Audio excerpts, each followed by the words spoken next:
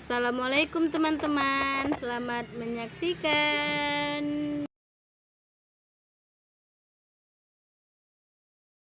Warahmatullahi wabarakatuh. Selamat pagi anak-anak. Selamat pagi, Bu. Apa kabar semuanya? Alhamdulillah. Jadi sebelum kita memasuki pembelajaran hari ini, Ibu mau mengabsen anak-anak terlebih dahulu ya. Iya, Bu. Hani Sukma, Hadir, Bu. Luji Syafira, Hadir, Bu. Siti Milanasari, Hadir, Bu. Afiq Afandi, Hadir, Bu. Alia Nabila, Hadir. Akila Lutfia Lubis. Hadir. Berarti hari ini tidak ada yang tidak hadir ya? Hadir semua kita? Iya, Bu. Alhamdulillah. Semoga seterusnya juga kita bisa hadir semua. Amin. Baiklah anak-anak, hari ini kita belajar IPA tentang pembakaran memerlukan udara. Udara terdiri dari campuran gas yang terdapat pada permukaan bumi. Udara bumi yang kering melindungi 98% nitrogen, 21% oksigen, dan 1% uap air, karbon dioksida, dan gas lainnya.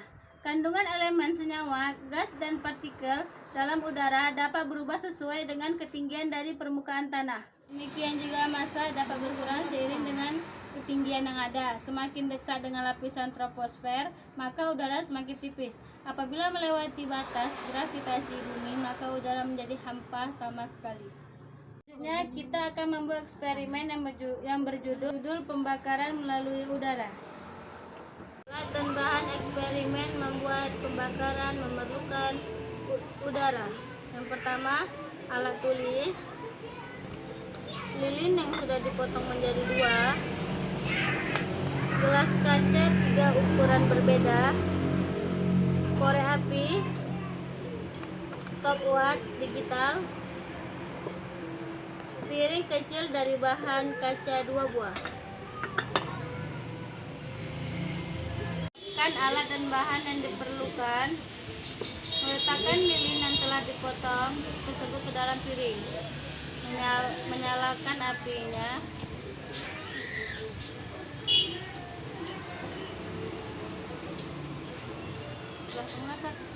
tutup lilin dengan gelas kaca yang sedang, lalu hidupkan starternya, mengamati dan mencatat waktu antara lilin yang menyala saat ditutup gelas sampai lilin mati. Lilin tersebut, tutup lilin dengan gelas kaca yang besar, mengamati dan mencatat waktu antara lilin yang menyala saat ditutup gelas sampai lilin mati.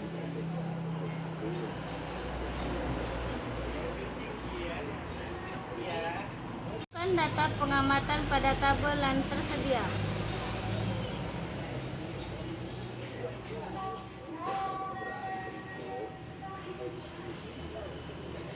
Selanjutnya, hidupkan lilin tersebut,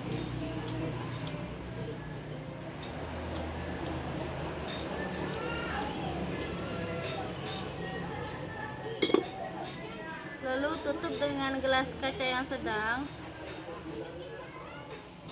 Tutup lilin dengan gelas kaca yang sedang, lalu hidupkan starternya, mengamati dan mencatat waktu antara lilin yang menyala saat ditutup gelas sampai lilin mati.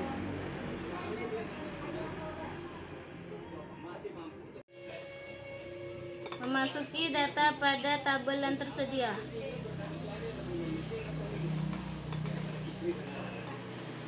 Selanjutnya, nyalakan lilin lagi, lalu tutup dengan gelas yang kecil, hidupkan stopwatchnya,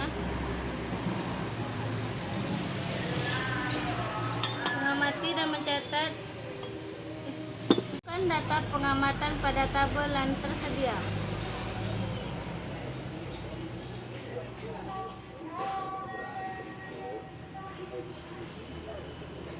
Selanjutnya, hidupkan lilin tersebut,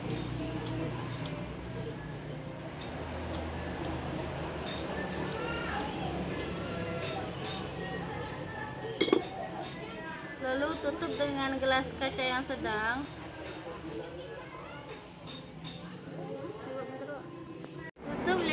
gelas kaca yang sedang, lalu hidupkan starternya. Mengamati dan mencatat waktu antara lilin yang menyala saat ditutup gelas sampai lilin mati.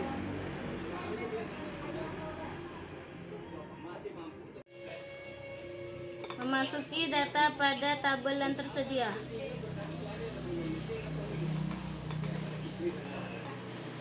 Selanjutnya, nyalakan lilin lagi, lalu tutup dengan gelas yang kecil, hidupkan statuanya. Mengamati dan mencatat lilin dengan gelas kaca yang kecil, lalu hidupkan stopwatch. Mengamati dan mencatat waktu antara lilin menyala saat hidupkan gelas sampai lilin mati.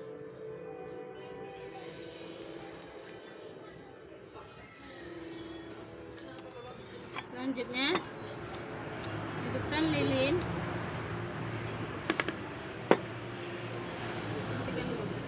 lalu tutup dengan gelas yang besar, hidupkan stopwatch.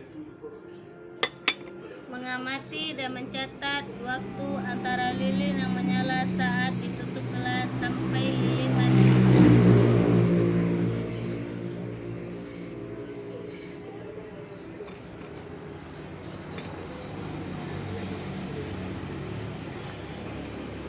Selanjutnya, hidupkan lilin tersebut,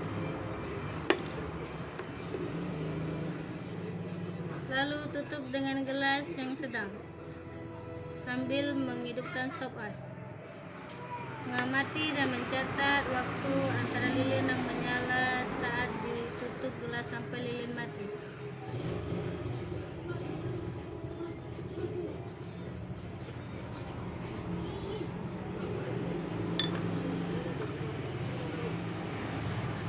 Lilin dengan gelas kaca yang besar.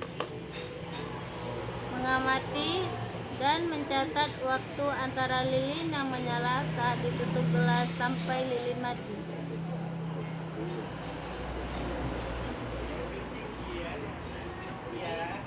Kita melakukan eksperimen. Ibu ingin bertanya kepada anak-anak ibu. Yang pertama, mengapa lilin yang ditiup Nah, pertanyaan yang kedua, mengapa lilin yang tidak ditutup dengan gelas lebih lama menyala dibandingkan dengan lilin yang ditutup dengan gelas? Ayo, siapa yang bisa menjawab pertanyaannya? Saya, Bu. Ya, apa jawabannya, Nak? Ya, jadi lilin yang tidak ditutup dengan gelas lebih lama menyala karena adanya udara di sekitar lilin, Bu. Ya, alhamdulillah. Berarti anak-anak ibu sudah paham kan? Paham. Baiklah. Dengan jawaban anak-anak ibu. Ya, karena semakin kecil ukuran gelas yang digunakan, maka semakin cepat nyala lilin yang akan padam. Dan semakin besar ukuran gelas yang digunakan untuk menutup lilin, maka waktu yang digunakan pun lama-lama untuk lilin bisa padam. Dari percobaan di atas, maka diperoleh rata-rata waktu ketika lilin dinyalakan, kemudian ditutup gelas, dan lilin itu padam sampai 5 kali. Percobaan membutuhkan waktu yang bervariasi tergantung dengan besar kecil gelas yang kita gunakan untuk menutup lilin. Ini menunjukkan bahwa dalam pembakaran memerlukan udara, sementara lilin yang tidak ditutup gelas akan tetap menyala, namun pada lilin yang ditutup gelas hanya sesaat saja menyala, kemudian langsung padam karena di dalam gelas berupa udara ataupun tidak ada oksigen. Kesimpulan dari eksperimen tersebut adalah bahwa lilin akan mudah padam ketika berada di tempat hampa udara ataupun tidak ada oksigen. Sedangkan lilin yang ada di tempat terbuka akan terus menyala disebabkan oleh adanya udara sekitar lilin tersebut. Dan dapat disimpulkan bahwa nyala lilin tidak bisa dipisahkan dari udara yang ada di sekitar kita. Cukup sekian pembelajaran kita hari ini. Lebih dan kurang mohon maaf. Wabillahi taufiq wal hidayah. Assalamualaikum warahmatullahi wabarakatuh.